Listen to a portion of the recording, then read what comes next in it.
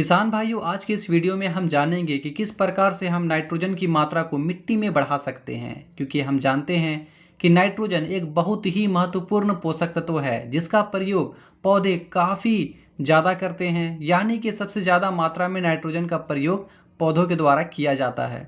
इसलिए इसका बचाव, इसका ठहराव कैसे मिट्टी में ज़्यादा से ज़्यादा हो, ये हमें सुनिश्चित करना जरूरी हो जाता है। किसान भाइयों, जैसा कि हम जानते हैं कि नाइट्रोजन एक ऐसा पोषक तत्व है जो कि गैस के फॉर्म में होता है, इसलिए ये वायुमंडल में बहुत अधिक मात्रा में मौजूद होता है। मगर मिट्टी में इसकी उपलब्धता बहुत ही कम होती है, जबकि पौधों के विकास के लिए, पौधों के ग्रोथ के लिए मिट्टी में इसका ज़्यादा होना जरूरी हो जाता है। किसान भाइयों, नाइट्रोजन का उपयोग पौधे नाइट्रेट और अमोनियम के फॉर्म में ही कर पाते हैं। यानी कि जब नाइट्रोजन अमोनियम और नाइट्रेट के फॉर्म में मिट्टी में मौजूद होता है तभी इसका प्रयोग पौधे कर पाते हैं। और जब इस फॉर्म में ये मिट्टी में होंगे तो इसका नुकसान भी बहुत ज़्यादा होता है, इसका लॉस भी बहुत ज़्यादा होता है।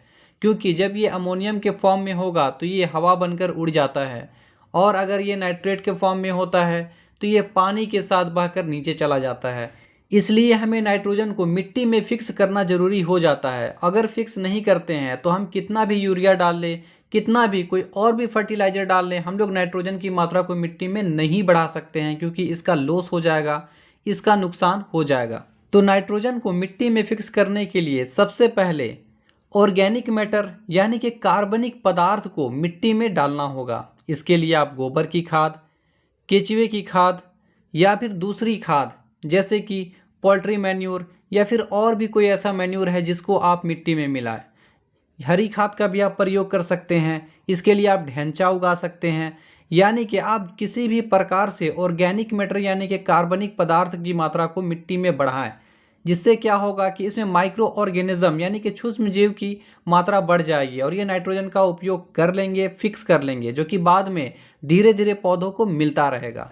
दूसरी बात यह है कि आप किसी नाइट्रोजन फिक्सिंग बायो फर्टिलाइजर का प्रयोग करें। बायो फर्टिलाइजर्स ऐसे माइक्रो ऑर्गेनिजम्स होते हैं जो कि वातावरण में उपस्थित नाइट्रोजन का उपयोग करते हैं और इसे फिक्स कर लेते हैं और मिट्टी में इसकी उपलब्धता बढ़ा देते हैं, जिसका पौधे काफ़ी अच्छे तरीके से उपयोग कर पाते हैं। ऐसे ही कुछ बायो फर्टिलाइजर्स हैं जैसे कि राइजोबियम, इसका प्रयोग आप दलहनी फसलों में कर सकते हैं। इसी प्रकार से आप एजिटोबैक्टर का प्रयोग कर सकते हैं। एजिटोबैक्टर का प्रयोग आप सभी फसलों में कर सकते हैं, जैसे कि दाने वाली फसलें, तिलहनी फसलें, सब्जियां, ऐसे सारे फसलों में इसका प्रयोग आप कर सकते हैं।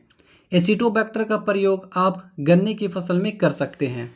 तीसरी बात यह है कि अपने खेत में आप ड्रेनेज सिस्टम का यानी कि वाटर निकासी का अच्छा प्रबंध करें, क्योंकि जब बहुत ज़्यादा बारिश होती है तो पानी खेत में ही लग जाता है और नाइट्रोजन जल में बहुत ज़्यादा घुलनशील होता है, जिससे ये पानी में घुल जाता है। और जब पानी खेत से बाहर निकलता है तो इस प्रकार से नाइट्रोजन भी खेत से बाहर चला जाता है और नाइट्रोजन का नुकसान देखने को मिलता है। दूसरी बात यह है कि कभी भी आप गहरी सिंचाई ना करें, क्योंकि जब गहरी सिंचाई की जाती है तो नाइट्रोजन प्लांट्स के रूट जोन से बाहर चला जाता है, जिससे प्लांट्स इसका प्रयोग नहीं कर पाते हैं और नाइट्रोजन का इस प्रकार से लॉस हो जाता है, कमी हो जाता है।